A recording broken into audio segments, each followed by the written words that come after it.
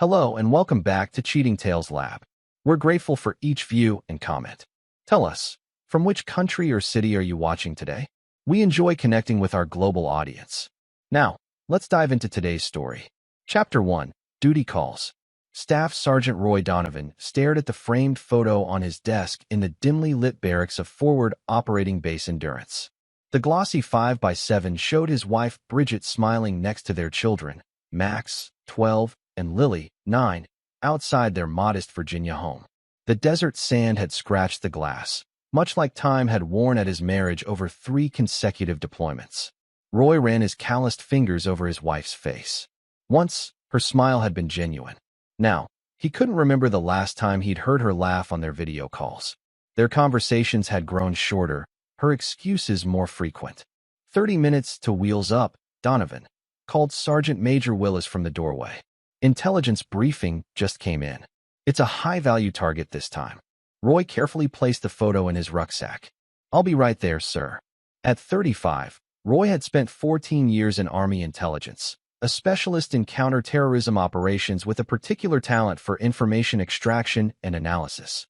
His ability to piece together seemingly unrelated intelligence fragments had earned him the nickname, the Bloodhound, among his unit. That same analytical mind now pieced together his wife's increasingly suspicious behavior. On his last home leave 6 months ago, he'd noticed unfamiliar cologne in their bathroom. Bridget had dismissed it as a sample from the department store. He'd found receipts for restaurants in towns an hour away that she'd never mentioned visiting. When questioned, she claimed girls' nights out with coworkers he'd never heard of before. "You're paranoid, Roy," she'd said. "That's what happens when you spend your life looking for enemies." Perhaps she was right.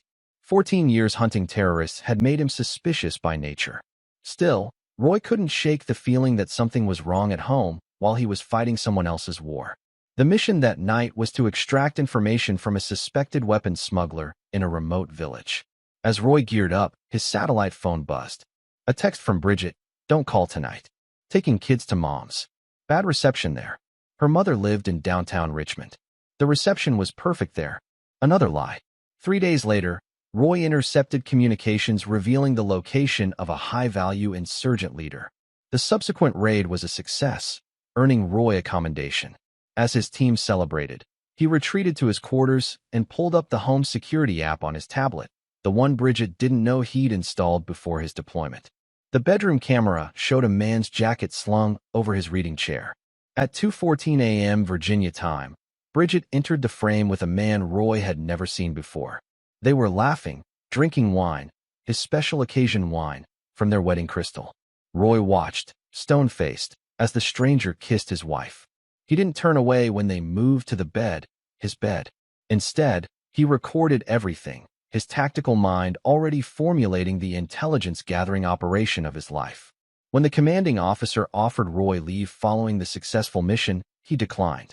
"I need to prepare first, sir," he said, his voice devoid of emotion. "The enemy thinks they have the advantage. I intend to change that." Chapter 2, Gathering Intelligence. "You sure about this, man?" Lewis Frost, Roy's closest friend in the unit and communications specialist, looked concerned as he helped Roy set up secure channels on his personal devices. "I'm not making accusations without evidence," Roy replied, checking the encrypted file transfer. "That's not how we operate." Lewis whistled. The Bloodhound, turning his skills on his own home. "Never thought I'd see the day." Neither did I. For the next 8 weeks, while continuing his official duties, Roy conducted a covert investigation into his own life. He remotely accessed their joint accounts, cell phone records, and home security footage. He set up algorithms to flag patterns, hotel charges, unusual restaurant bills, unaccounted time periods. The evidence mounted. The man was Perry Wexler, a pharmaceutical sales representative who had moved to their neighborhood 11 months ago, shortly after Roy's second deployment began. According to Facebook, he'd quickly ingratiated himself with the community, volunteering at the same school fundraisers as Bridget, joining the same gym. Their affair had begun approximately 7 months ago, coinciding with Bridget's sudden interest in fitness and book club meetings that ran suspiciously late. The home security cameras revealed he'd been in their house at least 36 times, sometimes while the children were at school, sometimes late at night when they were asleep upstairs. Most disturbing to Roy were the recorded conversations about their future together. Roy will be deployed for another 4 months, Bridget had said, curled against Perry in Roy's recliner. After this divorce, with his military record, he'll be lucky to get monthly visitation. The courts always favor the mother. You're sure about this? Perry had asked, caressing her arm. Divorcing a war hero won't make you popular around here. He's no hero to me, Bridget had replied coldly. He chose the military over us years ago. Besides, we've covered our tracks. He'll never know about us until I'm ready to tell him. The final straw came when Roy discovered text messages about Perry moving into the house after the divorce, the house Roy had purchased with his combat pay and family separation allowance. What Bridget and Perry didn't know was that Roy's security clearance and specialized training gave him access to resources beyond the reach of ordinary civilians. His intelligence-gathering net widened, and what he discovered about Perry Wexler made his blood run cold. Perry wasn't just a pharmaceutical rep. His record showed inconsistencies that Roy recognized from his counterintelligence work, the hallmarks of a fabricated identity. More troubling were the large cash deposits into offshore accounts tied to aliases Roy uncovered through military database access. When Roy finally confided the full scope of his findings to Lewis, his friend's face paled. This isn't just an affair, Lewis said. This guy's using your wife to access something. Something valuable. Not just my wife, Roy replied quietly. My children. My home. My life. He closed the laptop. And I believe he's connected to the very networks we've been tracking here. Holy shit, Roy. That would mean this isn't just about a cheating wife. It's a matter of national security. Chapter 3. The Enemy Within. Roy requested emergency leave 2 weeks before his scheduled return, citing a family crisis. Technically, it wasn't a lie. Donovan, you've got 30 days, Colonel Barrett informed him. But given what you've shared about potential domestic security concerns, I'm authorizing continued access to certain resources. This stays off book. Understood, sir. Thank you. And Roy, the colonel added, his voice softening slightly, whatever your wife's involvement, willing or unwitting, remember your training. Gather facts, verify, then act. Don't let emotion cloud your judgment. Roy landed at Dulles International at 3:42 p.m. on a rainy Tuesday. He didn't call Bridget. Instead, he checked into a motel 20 miles from home and established his operational base. The next 48 hours were spent conducting physical surveillance, placing additional monitoring devices, and coordinating with trusted military contacts. What he discovered confirmed his worst fears. Perry Wexler was actually Pavel Resnick, a mid-level operator for an international organization specializing in stealing military intelligence. His technique was simple but effective: identify military personnel with high security clearances, research their family situations, then target vulnerable spouses during deployments.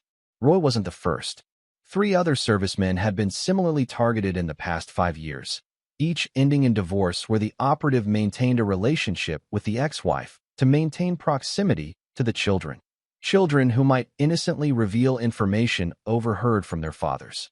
On the 3rd day, Roy finally went home, timing his arrival for when school records indicated the children would be there, but Bridget would still be at her part-time administrative job. Max opened the door, his eyes widening in shock before he launched himself into his father's arms. Dad, you're early. Surprise deployment change. Roy lied smoothly, hugging his son tightly. Where's your sister? Daddy. Lily came tearing down the stairs, nearly tackling Roy with the force of her embrace. Her eyes were wet with tears. I missed you so much. For a moment, Roy allowed himself to simply be a father reuniting with his children. They talked excitedly over each other, showing him school projects and telling stories while he made them snacks in the kitchen. A kitchen where he'd watch Bridget and Perry prepare intimate dinners via security camera. Hey, have you met Mom's friend Mr. Perry? Max asked innocently. He comes over a lot. He's teaching me how to throw a curveball. Roy maintained his smile with military discipline. Is that right? What else does Mr. Perry do when he visits? The children's innocent answers confirmed everything. Perry had been systematically building relationships with them, asking casual questions about Roy's work, deployments, even the security systems he used. Daddy, are you okay? Lily asked, noticing his expression had hardened. Roy forced his features to soften. Just tired from the flight, sweetheart. He checked his watch. Listen, I have a surprise. How about we go get ice cream before Mom gets home? I want to hear all about school. He took the children for ice cream, then to a movie, documenting their time together with photos and videos. When they returned home, Bridget's car was in the driveway alongside an unfamiliar Audi. Whose car is that? Roy asked casually. That's Mr. Perry's, Lily said. He must be helping Mom with the broken shower again. Roy's jaw tightened momentarily before he relaxed it. Why don't you two go play in the backyard for a few minutes? I want to surprise Mom. He entered his house silently, his years of tactical training evident in his movements. He heard them before he saw them. Bridget's laughter from the kitchen, a man's murmured response. Roy recorded video on his phone as he approached. The separation agreement looks good, Perry was saying. Once it's filed, we move for full custody based on his prolonged absences and the psychological impact of his work. The military doesn't fight these things, bad PR. And the house? Bridget asked. As long as we can show you need it for the children's stability, it's practically guaranteed. Military courts are predictable that way. Roy stepped into the kitchen doorway. Is that right? The look of shock on Bridget's face would have been satisfying if the situation weren't so grave. Perry recovered more quickly, extending his hand with a practiced smile. You must be Roy. I've heard so much about you. Perry Wexler. Roy ignored the outstretched hand. Interesting.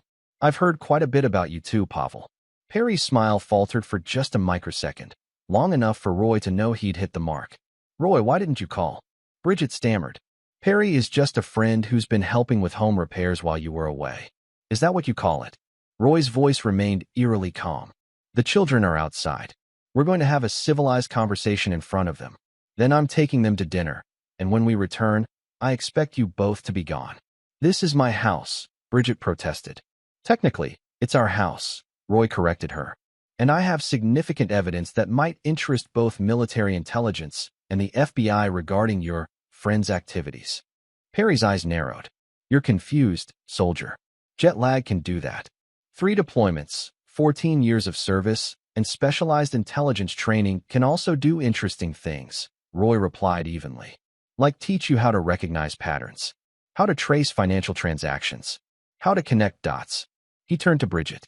File for divorce if you want. That's your right. But understand what you're involved with before you go further. Are you threatening me? Bridget demanded. No, I'm giving you information. What you do with it is your choice. Roy walked to the back door. Children, let's go to Freddy's for dinner. As he left with the children, Roy sent a pre-composed message to Colonel Barrett. Confirmation on Resnick. Proceeding to Phase 2. Chapter 4, Opening Moves. The following weeks unfolded like a chess match. 2 days after his return, Roy received divorce papers citing irreconcilable differences. Bridget's attorney, Veronica Slate, a predatory divorce lawyer known for targeting military personnel, demanded the family home, full custody of the children, and 70% of Roy's military pension. Roy hired Franklin Delacruz, a former JAG officer who specialized in protecting service members' rights. After reviewing Roy's evidence, Franklin's weathered face creased with concern. This goes beyond a simple divorce case, he said in his office. If your intelligence about Perry Wexler is accurate, your wife may be unwittingly involved in espionage. I believe she's unwitting, Roy admitted. Manipulated, certainly. But legally complicit? That's what I need to determine. And this evidence you've gathered, some of it may not be admissible in family court due to how it was obtained. Roy nodded. I'm aware. That's why we need parallel tracks. One for family court, one for federal investigation. Franklin leaned back. You want to draw them out. Use the divorce proceedings as bait. Exactly. They believe I'm just a desperate husband fighting to keep his children. Let them think that while we build the real case. The initial hearing was scheduled for September 15th. In the intervening month, Roy moved into a small apartment, but exercised his legal right to equal parenting time. The children were confused and upset by the sudden changes, especially when Bridget began allowing Perry to stay overnight. Why does Mom let Mr. Perry sleep over when you can't live with us anymore? Max asked during one weekend visit. Sometimes adults make complicated decisions, Roy answered carefully. But I want you to know that none of this is your fault, and I'm going to make sure you're both taken care of. When alone, Roy continued his investigation. With Colonel Barrett's unofficial blessing, he coordinated with a small team of military intelligence specialists who helped track Perry's movements and communications. What they uncovered was disturbing. Perry had targeted 3 other military families before the Donovans, each time using the same methodology. He goes after families where the service member has access to classified intelligence, explained Captain Morales, a cybersecurity specialist assisting Roy off-duty. Gets close to the spouse, engineers a divorce, then maintains access to the children as a step-parent figure. Children talk, especially to adults they trust. They repeat things they've overheard, show things they've found. It's insidious. And effective, Roy added grimly. Have we identified his handler yet? Working on it. We've traced communications to a shell company in Delaware that we believe is a front. But here's something interesting. Large sums are being moved into accounts accessible to your wife. Roy's expression darkened. Show me. The financial trail revealed that Bridget had recently opened a private account where significant funds were being deposited, funds that coincided with Roy's deployment schedules and security clearance upgrades. The pattern suggested payment for specific intelligence milestones. She's not just being manipulated, Roy realized. She's being compensated. The betrayal cut deeper than the affair. Roy had dedicated his life to protecting his country, only to discover the enemy had been sleeping in his bed, raising his children, all while selling whatever information they could extract from his home, his personal effects, and possibly his children's innocent conversations. When Roy confronted Bridget about the money during a custody exchange, her reaction confirmed his suspicions. You're spying on my private accounts? She hissed, glancing nervously toward where Perry waited in the car. That's illegal. Is it more or less illegal than accepting payments from foreign nationals in exchange for access to military intelligence?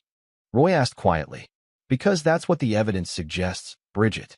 You're insane, she snapped, but her voice trembled. Perry is a pharmaceutical representative.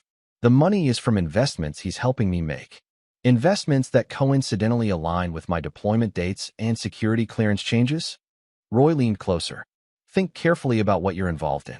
For the children's sake, if not your own. For a brief moment, uncertainty flickered across Bridget's face. Then Perry honked the car horn, and her expression hardened again. The judge will hear all about your paranoid accusations and surveillance, she said. Enjoy your visitation while it lasts. As September 15th approached, the legal battle intensified. Veronica Slate filed emergency motions alleging Roy was unstable and potentially dangerous due to PTSD, a condition he'd never been diagnosed with. The court ordered psychological evaluations for both parents. Meanwhile, the parallel federal investigation accelerated as Roy's military contacts uncovered connections between Perry Wexler/Pavel Resnick and known foreign intelligence networks. The evidence was mounting, but they needed to catch him in the act of receiving or transmitting classified information. 3 days before the custody hearing, Roy received an encrypted message from Colonel Barrett, handler identified. Moving to secure. Maintain cover until confirmation. That evening, as Roy prepared dinner for the children during his parenting time, Max asked a question that chilled his blood. Dad, is it bad if I told Mr. Perry about your special computer when he asked where you keep your work stuff? Roy kept his voice casual. What did you tell him exactly, buddy? Just that you have a locked cabinet in your office where you put your special laptop when you come home from deployments. He said he wanted to get you a surprise. Roy hugged his son. That's not bad at all. You didn't do anything wrong. But internally, his tactical mind was racing. The locked cabinet contained his secure laptop with biometric access. Nothing Perry could easily breach, but the attempt indicated they were getting desperate. That night, after returning the children to Bridget, Roy contacted Franklin. We need to accelerate. They're making direct attempts to access classified systems now. The hearing's in 3 days, Franklin reminded him. We need Judge Holbrook to understand the full picture. Not the full picture, Roy corrected. Just enough to protect the children while we spring the trap. I've prepared something for the court. Something that will change everything. Chapter 5, Battleground Court. The family courthouse bustled with activity on the morning of September 15th. Roy arrived early, dressed in his formal military uniform with service medals displayed, a calculated decision that his attorney had advised against. They'll accuse you of trying to curry favor with the court, Franklin had warned. I'm not hiding who I am or what I've sacrificed, Roy had replied. Let them attack my service record if they dare. Bridget arrived with Perry and her attorney, looking confident in an expensive suit that Roy had never seen before. The contrast was striking. Roy in his uniform representing duty and service, Bridget and Perry in designer clothes representing their new life built on deception. Veronica Slate immediately objected to Roy's uniform. Your Honor, Sergeant Donovan is clearly attempting to bias the court with this military theater. Judge Alberta Holbrook, a stern woman in her 60s with a reputation for fairness, peered over her glasses. Miss Slate, service members have the right to wear their uniforms in court. Objection overruled. The initial proceedings followed predictable patterns. Bridget's attorney painted Roy as an absent father whose dangerous occupation and multiple deployments made him unsuitable for significant custody. She emphasized Roy's paranoid behavior since returning home, including stalking Bridget and Perry and making unfounded accusations. Mrs. Donovan has been the primary caregiver throughout the children's lives while Sergeant Donovan chose repeated overseas deployments, Veronica argued. Now he returns and expects to disrupt the stable environment she's created? Furthermore, his disturbing allegations against Mr. Wexler, a respected pharmaceutical representative who has been a positive influence in these children's lives, demonstrate his instability. When it was Franklin's turn, he took a different approach than Roy had expected. Your Honor, my client has indeed served 3 combat deployments, protecting the very freedoms that allow us to be in this courtroom today. During those deployments, he continued to support his family financially and emotionally as best he could from thousands of miles away. What he didn't expect was to return home to discover his wife had not only violated their marriage vows, but potentially compromised national security in the process. Veronica Slate immediately objected. These outrageous accusations have no place in a custody hearing. I'm inclined to agree, Counselor, Judge Holbrook said to Franklin. Unless you have evidence relevant to the welfare of these children, I suggest you focus on custody factors. The evidence is directly relevant to the children's welfare, Your Honor, Franklin replied calmly. Because Mr. Wexler, who Mrs. Donovan is requesting be allowed to live in the family home with the children, is not who he claims to be. The courtroom stirred as Franklin presented documentation showing discrepancies in Perry's identity and employment history. He carefully avoided mentioning the classified intelligence Roy had accessed, instead focusing on public records and legally obtained information that raised serious questions about Perry's character and intentions. Bridget looked increasingly uncomfortable, whispering frantically to her attorney while Perry maintained a practiced, dismissive smile. When Veronica cross-examined Roy, she went on the offensive. Sergeant Donovan, isn't it true that you installed surveillance equipment in the family home without your wife's knowledge or consent? I installed a security system with cameras in common areas before my 3rd deployment, Roy answered truthfully. For the family's protection. My wife was aware of the system. And did you use this system to spy on her? I used it to secure my home and family while I was deployed in service to our country. Please answer the question directly, Sergeant. I reviewed security footage when I had concerns about unknown individuals accessing my home. That's what security systems are for. Veronica changed tactics. Isn't it true that your PTSD and combat experiences have made you paranoid and prone to seeing threats where none exist? I've never been diagnosed with PTSD, Roy stated firmly, and my training in threat assessment is actually quite relevant here. Relevant how? Do you view your wife as a threat, Sergeant? Roy looked directly at Bridget. I view anyone who endangers my children's welfare as a threat, Counselor. The morning testimony concluded with character witnesses for both parties. Roy's commanding officers testified to his integrity and dedication, while Bridget presented neighbors and school officials who attested to her active involvement in the children's lives. After lunch recess, Judge Holbrook addressed both parties. I've reviewed the preliminary evidence and testimony. While I find Sergeant Donovan's concerns about Mr. Wexler troubling, I'm not seeing sufficient evidence that would impact a custody determination at this time. She turned to Bridget. Mrs. Donovan, the court acknowledges your role as primary caregiver, but also recognizes Sergeant Donovan's right to meaningful relationship with his children despite his military service obligations. To Roy, Sergeant, your service is commendable, but this court must prioritize the children's need for stability.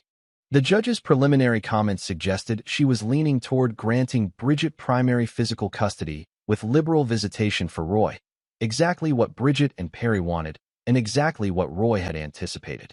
Before I make my ruling, Judge Holbrook continued, does either party have anything further to add?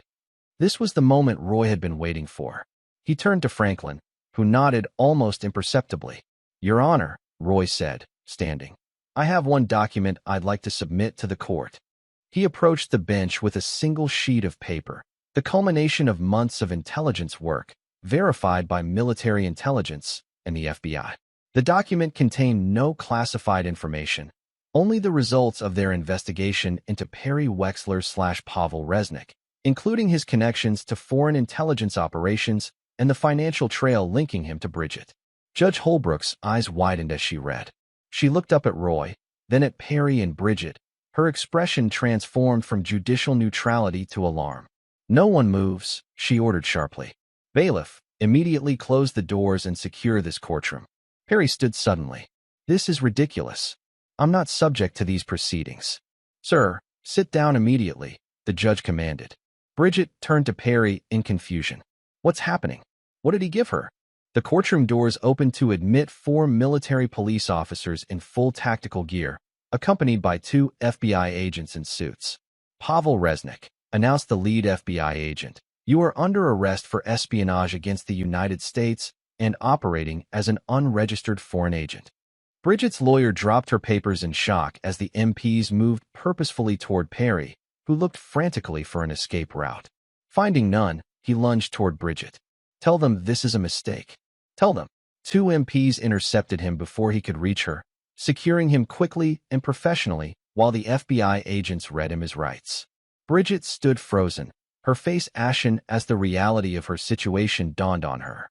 Mrs. Donovan, said the second FBI agent, approaching her, we'll need you to come with us as well for questioning regarding your involvement in this matter. I don't understand, Bridget whispered, looking desperately toward Roy. What is this? Roy met her gaze evenly. This is the consequence of choices, Bridget. Yours and mine. Judge Holbrook banged her gavel. This custody hearing is suspended pending the outcome of this federal investigation.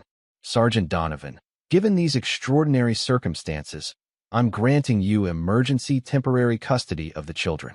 We'll reconvene when the situation clarifies. As the MPs led Perry away, he locked eyes with Roy one final time. The mask of Perry Wexler had fallen completely, revealing the cold calculation of Pavel Resnick. In that moment, Roy saw what his children had been living with, a predator who had targeted them as pawns in a dangerous game. Outside the courtroom, Colonel Barrett waited. Clean operation, Donovan. Thank you for your support, sir. The children. Safe at school. I'll pick them up myself. The colonel nodded. This isn't over. His network is extensive. The children will need protection until we've rolled up the entire cell. Understood, sir. Roy straightened, every inch the soldier. I'll defend what's mine. Chapter 6. Collateral Damage. The aftermath of the courtroom revelation unfolded rapidly. Perry's arrest made national headlines. Foreign agent arrested in military espionage case. Media vans camped outside the Donovan home, forcing Roy to relocate with the children to a secured military facility temporarily. Bridget wasn't arrested that day, but taken in for extensive questioning.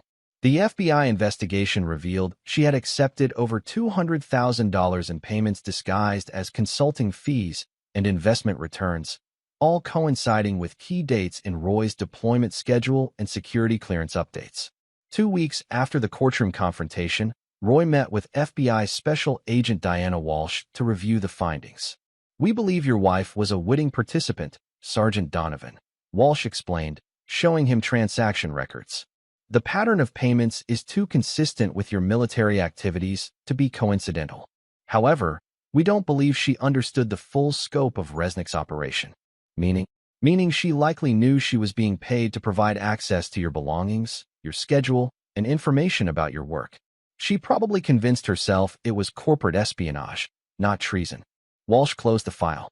She's cooperating now, claiming Resnick manipulated her. It may reduce her charges, but she's still looking at significant federal time.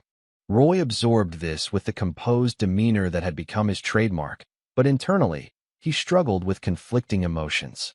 The betrayal was absolute, not just of their marriage vows, but of everything he stood for. The children were devastated.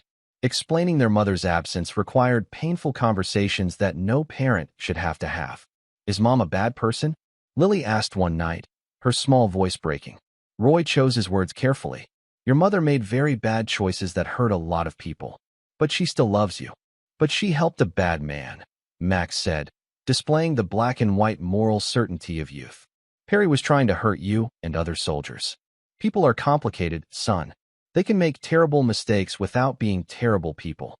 Even as he said it, Roy wasn't sure he believed it anymore. The divorce proceedings resumed with Bridget in a drastically weakened position. Her attorney withdrew from the case, unwilling to be associated with an espionage scandal. Her parents, devastated by their daughter's actions, still advocated for her, hiring a new attorney specializing in both criminal defense and family law. At the rescheduled hearing, Bridget appeared in prison attire, having been denied bail due to flight risk. Gone was the confident, stylish woman who had demanded the house and full custody. In her place sat a hollow-eyed defendant facing not just divorce but federal charges. Judge Holbrook, who had presided over the original hearing, recused herself due to being a witness in the federal case. The new judge, Raymond Ortiz, reviewed the case with fresh eyes. "These are exceptional circumstances," he noted during preliminary remarks. "The court must separate the criminal allegations from the custody considerations, while acknowledging their inevitable impact." Bridget's new attorney, Martin Greenberg, argued that despite her legal troubles, Bridget deserved to maintain a relationship with her children. "Your Honor, Mrs. Donovan has made grave errors in judgment, but her love for her children is genuine. We ask the court to consider supervised visitation while her criminal case proceeds." Franklin Delacruz countered with evidence of Bridget's willingness to use the children to extract information about Roy's work. The record shows Mrs. Donovan specifically encouraged the children to observe their father's work habits and report back to her and Mr. Resnick. She placed her children in the dangerous position of unwitting intelligence assets. This demonstrates a fundamental failure to protect their well-being. The most damning evidence came from Max himself, who testified via closed-circuit television to avoid further trauma. "Mom would give me special treats when I told her about Dad's work stuff," he explained nervously. "She said it was a game to see what I could remember about Dad's computer and the phone calls he made." Lily's therapist testified that the young girl now suffered from anxiety and attachment issues stemming from the abrupt loss of her mother and the revelation that Mr. Perry had been using her to harm her father. Judge Ortiz's ruling was decisive. Roy received full legal and physical custody, with Bridget granted monthly supervised visitation only after completing a psychological evaluation and parenting classes. The family home was awarded to Roy, along with most of their joint assets. Bridget, facing legal bills and potential restitution, received only her personal belongings and a small portion of their savings that couldn't be tied to the illegal payments. As for Perry/Pavel, he faced multiple federal charges carrying potential life sentences. The intelligence network Roy had helped uncover led to 15 additional arrests across 3 states, dismantling a major foreign intelligence operation that had targeted military personnel for nearly a decade. 6 weeks after the arrests, Roy was summoned to a classified briefing at the Pentagon. Colonel Barrett and several high-ranking intelligence officials thanked him for his service and the sacrifice of his personal life in service to national security. "Your actions have saved countless lives and protected vital military intelligence," said General Harrington, Director of Defense Intelligence. "The country owes you a debt it can never repay." "I was just doing my job, sir," Roy replied. "Protecting what matters." "We'd like you to continue that work," the general said. "Your unique experience makes you invaluable to our counterintelligence efforts. We're offering you a promotion and a position with the newly formed Military Family Security Unit.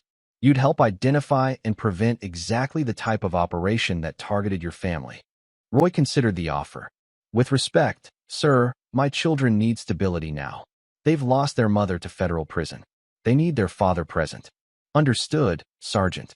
That's why this position is non-deployable. Based here in Virginia. Regular hours, for the most part." The general slid a folder across the table. Review the details. This work would protect other military families from experiencing what yours has endured. That evening, Roy sat on the back deck of the family home, now just his and the children's home, reviewing the offer.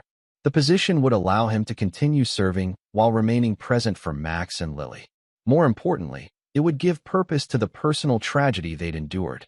As he contemplated the future, his secure phone buzzed with a message from Agent Walsh. Resnick talking. Claims operation larger than we thought. More sleepers in military communities. Can you come in tomorrow? Roy texted back. We'll be there. 0900. Inside, he heard Lily laughing at something Max said, a sound that had been too rare in recent months. Their resilience amazed him. Despite everything, they were healing, adapting, finding moments of joy. He wouldn't let what happened to them happen to another military family. The battlefield had changed, but his mission remained the same. Protect what matters, at any cost. Chapter 7. The Aftermath. 1 year after the courthouse revelation, Roy stood at his kitchen counter reviewing school permission forms while the children ate breakfast. Their morning routine had found its rhythm. Lunches packed, backpacks checked, a carefully maintained stability that had become their salvation. Dad, I need you to sign this for the Science Museum trip, Max said, sliding a form across the counter. At 13, he'd grown 2 inches in the past year and had recently joined the junior ROTC program at school. Got it. Lily, do you have your math homework? Roy asked, scanning the permission slip before signing. Lily, now 10, nodded while finishing her cereal. The therapy sessions had helped tremendously. Her anxiety attacks had decreased, though she still slept with her door open and occasionally crawled into Roy's bed after nightmares. Can we visit Mom this weekend? Max asked quietly, not meeting Roy's eyes. Roy maintained his neutral expression, though the question still triggered a complex wave of emotions. She's scheduled for Saturday at 11 a.m. Same as always. The monthly visits to the Federal Correctional Institution where Bridget was serving her 8-year sentence had become part of their routine, though not one Roy particularly looked forward to. Bridget had taken a plea deal, admitting to lesser charges of failing to register as a foreign agent and wire fraud. In exchange, she provided extensive information about Resnick's network. I don't want to go this time, Lily said, staring into her cereal bowl. That's your choice, sweetheart, Roy assured her. You never have to go if you don't want to. Max looked torn. If Lily doesn't go, maybe I should stay with her. I can ask Mrs. Harding to stay with Lily if you want to go, Roy offered, referring to Lewis's wife who had become a valuable support system for the family. Before Max could respond, Roy's secure phone buzzed, the line dedicated to his new role with the Military Family Security Unit. The text was from Agent Walsh. Resnick requesting meeting. Says has critical information. Specifically asked for you. Roy's jaw tightened involuntarily. He hadn't seen Perry/Pavel since the courtroom, though he'd reviewed countless transcripts of his interrogations. The man was serving multiple life sentences in a maximum security federal facility, consistently trading information for small privileges. Everything okay, Dad? Max asked, noticing his expression. Roy forced a reassuring smile. Just work. Finish up, or you'll miss the bus. After seeing the children off, Roy drove to the secure facility where the MFSU operated. In the years since its formation, they'd identified and neutralized 3 additional foreign intelligence operations targeting military families. Roy's personal experience made him exceptionally effective at spotting the warning signs and patterns others might miss. Colonel Barrett, now Brigadier General Barrett and director of the unit, waited in the conference room with Agent Walsh. He's being transported from Colorado, Barrett explained. Arrives at 1,400 hours. Claims he has actionable intelligence on sleeper agents we haven't identified yet. Why now? Roy asked. And why me specifically? Walsh shrugged. Says he'll only talk to you. Could be legitimate, could be psychological games. You know how he operates. I do, Roy agreed grimly. Which is why I don't trust this. Barrett leaned forward. You don't have to take the meeting, Donovan. You've given enough already. Roy considered declining. His life had finally stabilized. The children were healing. His work was meaningful and allowed him to be the present father they needed. Why reopen old wounds? But the thought of other families, other children, being targeted by operations like the one that destroyed his marriage strengthened his resolve. I'll take the meeting, but on my terms, not his. The secure interview room was deliberately austere. A metal table bolted to the floor, 2 chairs, reinforced walls, and continuous monitoring. Roy waited, reviewing the file one last time, when the door opened. Pavel Resnick, formerly known as Perry Wexler, entered in shackles, escorted by 2 guards. The year in prison had aged him. His once charming smile replaced by a gaunt sharpness, designer clothes exchanged for a prison jumpsuit. Staff Sergeant Donovan. Resnick greeted him with a slight accent that had never been present in his Perry Wexler persona. Or is it Lieutenant now? I heard you received a promotion. Let's skip the pleasantries, Roy replied coldly. You requested this meeting. Talk. Resnick studied him with calculating eyes. How are the children? Max must be in middle school now. And little Lily, still afraid of thunderstorms. Roy's expression remained impassive, though internally his anger flared at Resnick's casual mention of his children. You've lost the privilege of knowing anything about my family. This meeting ends now unless you provide actionable intelligence. Resnick smiled thinly. Always the professional. That's why they never suspected you were onto them. He leaned forward, lowering his voice. There's an operation in Norfolk. Naval Intelligence. 3 assets currently active, targeting the Harrison family. Lieutenant Commander in Submarine Technology. Roy made notes without revealing whether he found the information valuable. Names. That would be too easy. Resnick's eyes gleamed with the familiar manipulation. I want something in return. You're in no position to negotiate. I'm in exactly the position to negotiate. I provide intelligence. I receive considerations. That's how this works. What do you want? Roy asked, though he already anticipated the answer. Contact with Bridget. Roy's pen paused momentarily on the paper. Not happening. Just letters. Monitored, censored, whatever security protocols you deem necessary. Resnick leaned back. We were in love, you know. Not everything was an operation. Spare me, Roy said flatly. You targeted her because of my security clearance. The psychological evaluation confirmed she was vulnerable to flattery and material indulgence. Standard procedure for your handlers. Is that what you tell yourself? Resnick asked. That she couldn't possibly have fallen for someone else? That it had to be a manipulation? Roy recognized the attempted psychological warfare and refused to engage. You have nothing of value. This meeting is over. As he stood to leave, Resnick spoke quickly. Michael Turner, currently employed as a sailing instructor at the Norfolk Marina, regularly provides private lessons to Harrison's teenage daughters. Background checks will show inconsistencies if you know where to look. Roy paused, then sat back down. Keep talking. For the next hour, Resnick provided detailed information about the Norfolk operation and 2 others in San Diego and Pensacola. The intelligence was specific, verifiable, and potentially valuable. Why give this up now? Roy finally asked. Resnick shrugged. My former employers attempted to have me eliminated last month. Prison transfer ambush. Failed, obviously, but the message was clear. My usefulness to them has ended, so my loyalty has adjusted accordingly. And the letters to Bridget? We shared something real. Despite what you believe. Resnick's eyes held a hint of what appeared to be genuine emotion. She deserves to know I haven't abandoned her.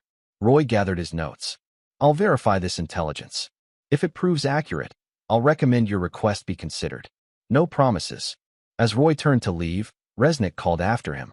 She never stopped loving you, you know. Even with me, she talked about you. The hero, the faithful soldier. She just couldn't live with the loneliness anymore. Roy paused at the door, then left without responding.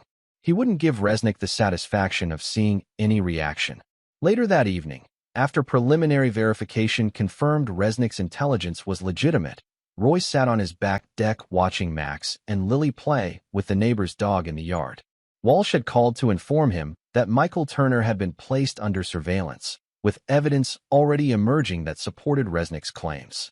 We'll need you in Norfolk tomorrow, she'd said. The Harrison daughters have lessons scheduled with Turner.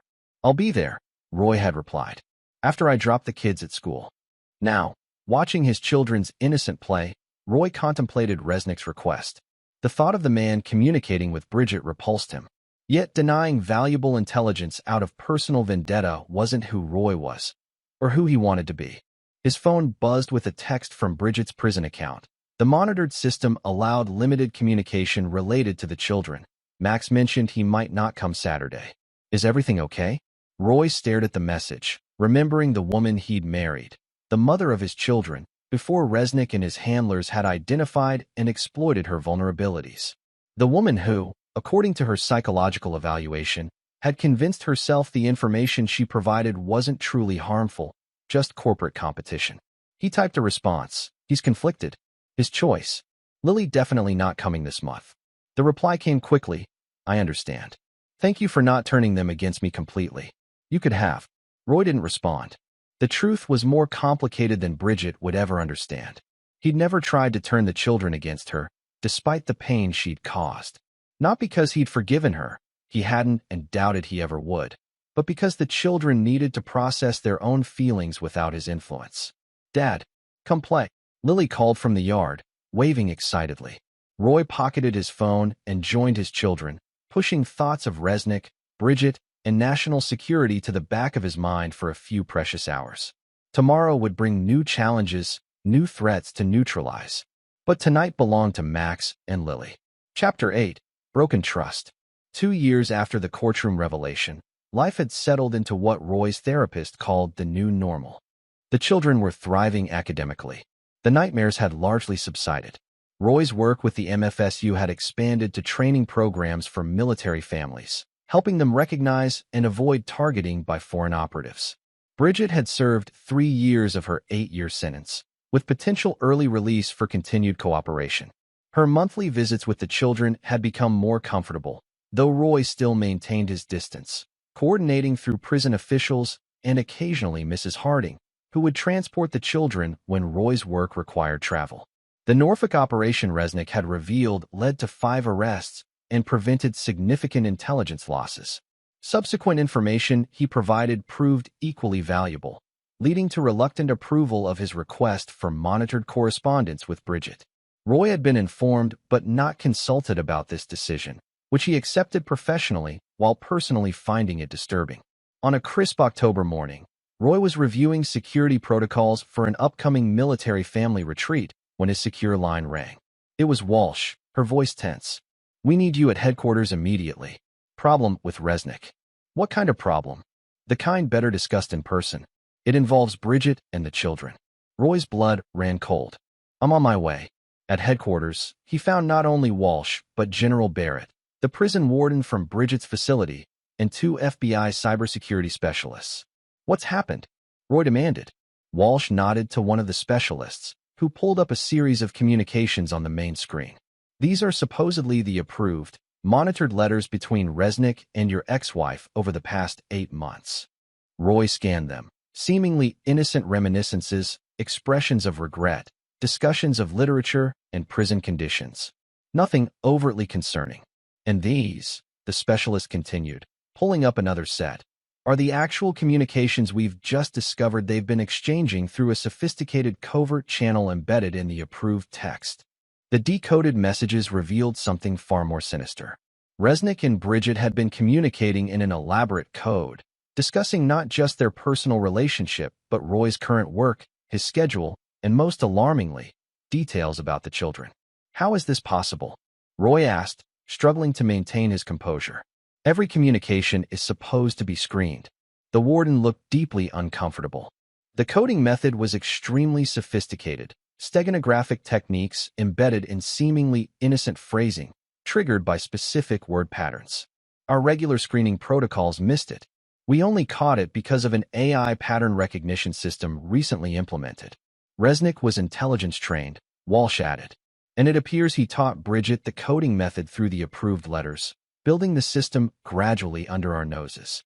Roy's focus zeroed in on one particular decoded message from Bridget. Max mentioned ours new girlfriend works in nuclear program. Need name and access level. She's been using the visitations to gather intelligence from the children, Roy realized, his voice dangerously quiet. About me. About my work. No one contradicted him. The evidence was clear. General Barrett cleared his throat. We're revoking all communication privileges for both of them effective immediately. Bridget is being transferred to a higher security facility with no contact provisions except legal counsel. Resnick is losing all privileges he earned through cooperation. And the children? Roy asked. That's partly why we called you in, Walsh said gently. The content suggests Bridget has been systematically questioning them during visits, particularly Max, about your personal life and work details. Given your position, this represents a significant security breach potential. The implications hit Roy like a physical blow. The monthly visits he'd facilitated, believing they were important for the children's emotional healing, had been weaponized. Bridget hadn't changed at all. She'd merely adapted her methods. "We need to interview the children," one of the FBI agents said. "Determine exactly what information may have been compromised." "No," Roy stated firmly. "They've been traumatized enough. I'll handle this." "Donovan," General Barrett began, "protocol requires. With all due respect, sir, these are my children. I know how to question them without causing additional trauma. I've been trained in these techniques, and I understand exactly what information we need to assess the breach." After some discussion, a compromise was reached. Roy would have an initial conversation with the children, recorded for security purposes, with a child psychologist present. Based on those findings, a determination would be made about further investigation. That evening, Roy sat at the kitchen table with Max, now 14, and Lily, 11. He'd picked them up from their after-school activities early, knowing this conversation couldn't wait. "I need to ask you both some important questions about your visits with Mom," he began carefully. "You're not in trouble, and Mom's not in trouble. We just need to understand some things." Max's expression immediately grew guarded. "What kind of things? During your visits, does Mom ask you questions about me? About my work, or people I know?" The siblings exchanged a quick glance that confirmed Roy's fears before either spoke. "Sometimes," Lily admitted. "She asks if you're happy, if you're dating anyone. Normal mom stuff." "Does she ask about specific people? Or about my job?" Max stared at the table. "She asked about Laura a lot. Wanted to know what she does at the base. I just said she works with computers because that's all I know anyway." Laura Phillips was a cybersecurity specialist at the MFSU whom Roy had been dating for approximately 6 months. Her work involved classified nuclear defense systems. "What else, Max?" Roy prompted gently. "She asked if I ever see any of your work papers or hear your phone calls." Max looked up, guilt written across his face. "I told her about the safe in your office. I didn't think it was a big deal, just Mom being interested." Roy maintained his composure despite the sinking feeling in his chest. "Did she ask you to look for anything specific? Or to tell her about my schedule?" Lily spoke up. "She always wants to know when you're traveling. She says it's so she doesn't schedule calls when you're away, but she writes it down every time." The conversation continued, revealing a methodical pattern of intelligence gathering disguised as maternal interest. Both children had unwittingly provided information that, while seemingly innocent in isolation, could be pieced together to form a troubling picture of Roy's work, movements, and associations. When they finished talking, Roy faced the hardest part. "I need to tell you something difficult. Mom has been sharing this information with Perry." "What? How?" Max demanded, his voice cracking. "He's in prison. They've been writing letters. And it turns out they were hiding secret messages in those letters." Lily's eyes filled with tears. "But why?" "Mom said she was sorry about all that. She said Perry tricked her." Roy chose his next words carefully. "Sometimes people make choices that are hard for us to understand. Mom may still be confused about what's right and wrong when it comes to Perry. So we can't visit her anymore," Max concluded, his expression hardening into something that reminded Roy painfully of himself. "Not right now. She's being moved to a different facility. Once that's settled, we'll need to make some decisions as a family." Lily began to cry in earnest. "I don't want to see her anyway. She's still a liar." Roy gathered his daughter into his arms, holding her while she sobbed. Over her head, he met Max's eyes, no longer a child's eyes, but those of a young man confronting adult betrayals for the second time in his young life. "I'm sorry," Roy said simply. "You both deserve better." Later that night, after the children were asleep, Roy sat in his home office reviewing the security footage from their conversation. The recording would be provided to the FBI and military intelligence for assessment of the potential security breach. His secure phone buzzed with a message from Walsh. "Bridget requesting emergency call with you regarding children. Advisable to refuse." Roy stared at the message for a long moment. She had betrayed not just him, not just her country, but now her own children, twice. Using them as unwitting intelligence assets, manipulating their love and trust. He typed his response. "Understood. No contact authorized except through my attorney." As he set down the phone, he noticed a school assignment on Max's desk, an essay titled Heroes in Our Lives. He picked it up, reading the first paragraph. My father is a hero, but not just because he serves our country in the military. He's a hero because he protects people even when it's hard, even when it hurts him. When everything fell apart with my mom, he made sure we knew it wasn't our fault. He built us a new life where we could feel safe again. That's what real heroes do. Roy carefully replaced the paper, a complex mix of emotions washing over him. Pride in his son's resilience, grief for the family that had been lost, determination to protect what remained. Tomorrow, he would begin the process of seeking termination of Bridget's parental rights based on her continued criminal activities involving the children. It would be another painful battle, but one he wouldn't hesitate to fight. Some betrayals couldn't be forgiven, and some risks couldn't be tolerated. The children had lost their mother twice now, first to her affair with Resnick, and now to her continued deception. Roy couldn't restore what was lost, but he could ensure they wouldn't be weaponized again. Chapter 9. Fortress. 5 years after the courtroom revelation, Roy stood in his dress uniform watching Max graduate from high school. Now 19, his son had grown into a young man of impressive character, academically gifted, physically disciplined, and possessed of a quiet strength that reminded Roy of his own father. Beside him sat Lily, 16, recording the ceremony on her phone. She'd overcome her earlier trauma through years of therapy and had blossomed into a confident young woman with a passion for cybersecurity, inspired, she said, by watching her father's work protecting military families. And now, announced the principal, our valedictorian, Maxwell Donovan. Roy swelled with pride as Max approached the podium. Neither child bore their mother's surname anymore. A legal change finalized 3 years earlier when Bridget's parental rights were terminated following her conviction on additional charges of attempted espionage. My journey to this podium hasn't been a traditional one, Max began, his voice steady and mature. Many of you know parts of my story, the headlines, the public record. But the most important lessons I've learned came after the cameras left and the news moved on. Roy listened as his son spoke eloquently about resilience, integrity, and the strength found in rebuilding. Not once did Max directly mention his mother or the scandal that had destroyed their family, yet his references to learning who you can trust and the foundation of truth spoke volumes. My father taught me that we are defined not by what happens to us, but by how we respond, Max continued. He showed me that protecting what matters sometimes requires difficult choices, and that true strength lies in doing what's right, not what's easy. After the ceremony, as they celebrated at Max's favorite restaurant, Roy's secure phone vibrated with a news alert. Pavel Resnick, convicted spy, found dead in federal custody. Apparent suicide. Roy silently showed the phone to Laura, now his wife of 2 years, who raised an eyebrow in response. They both knew enough about intelligence operations to question whether Resnick's former handlers had finally reached him, tying up a loose end that had outlived its usefulness. Everything okay, Dad? Max asked, noticing the exchange.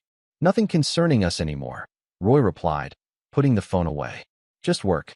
That evening, as Max packed for the military academy where he'd begin training in the fall, following his father's footsteps, but choosing the Air Force Cybersecurity Division rather than Army Intelligence, Roy received another alert. B. Donovan requesting final communication through counsel. Claims critical information regarding Ars network. Roy deleted the message without response. Bridget had made similar claims 3 times in the past 5 years, each time offering fragments of information in exchange for reduced restrictions or visitation rights. Each time, the intelligence proved minimal or outdated, while her motives remained manipulative. The children hadn't seen their mother in over 3 years, since the revelation of her continued intelligence gathering through them. Max had made a clean break, refusing all contact. Lily had maintained sporadic, supervised written communication until her 16th birthday, when she too had decided to end contact. Dad, Lily appeared in his office doorway. Can we talk? Always. Roy cleared space at his desk where he'd been reviewing Max's academy paperwork. Lily sat, fidgeting slightly.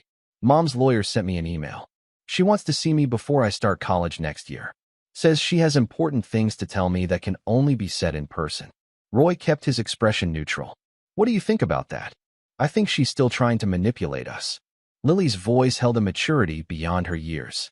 But part of me wonders if I should hear her out, just to finally close that chapter. That's your decision, Lily. You're old enough to make it for yourself. Roy chose his next words carefully.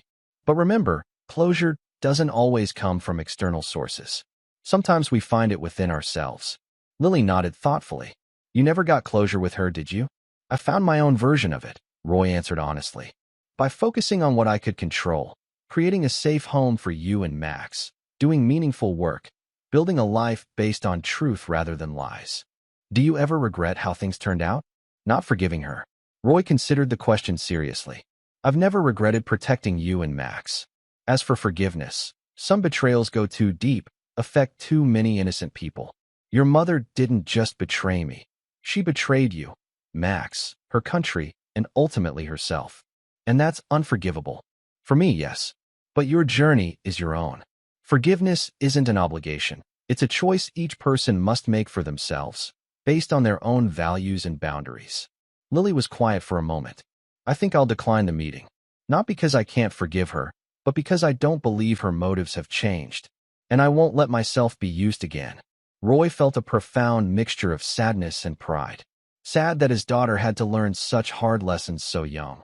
Proud of the wisdom and strength she'd developed as a result.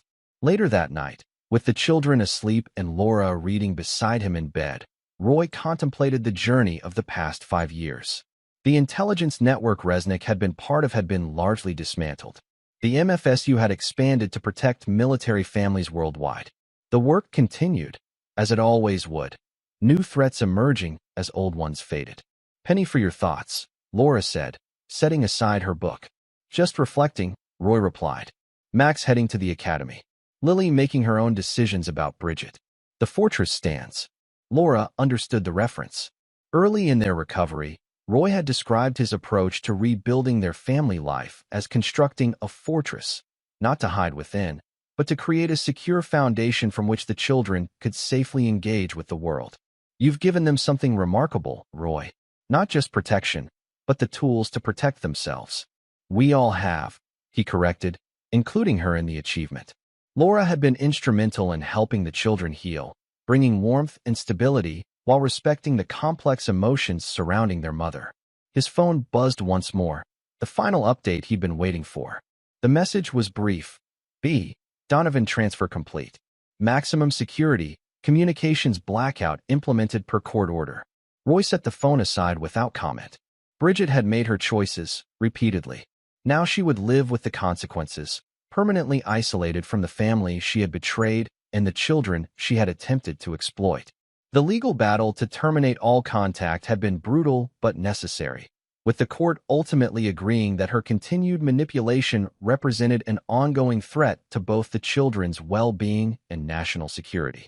In the morning, Roy would help Max load his car for the academy. In the fall, he would see Lily begin her senior year of high school. Their lives would continue to unfold, shaped by, but not defined by the betrayals of the past. The fortress he had built around his family wasn't comprised of walls, but of truth, transparency, and unwavering principles. Within its boundaries, his children had found not just safety but the strength to forge their own paths. Outside its protection, those who had chosen deception over loyalty, manipulation over love, would find no quarter, no forgiveness, no return. Some might call him unforgiving. Roy considered it clarity of purpose. The enemy had breached his home once, using those he loved as weapons against all he stood for. That breach had been sealed, the damage repaired, the lessons learned. Never again. This is where our story comes to an end. Share your thoughts in the comments section. Thanks for your time. If you enjoy this story, please subscribe to this channel. Click on the video you see on the screen, and I will see you there.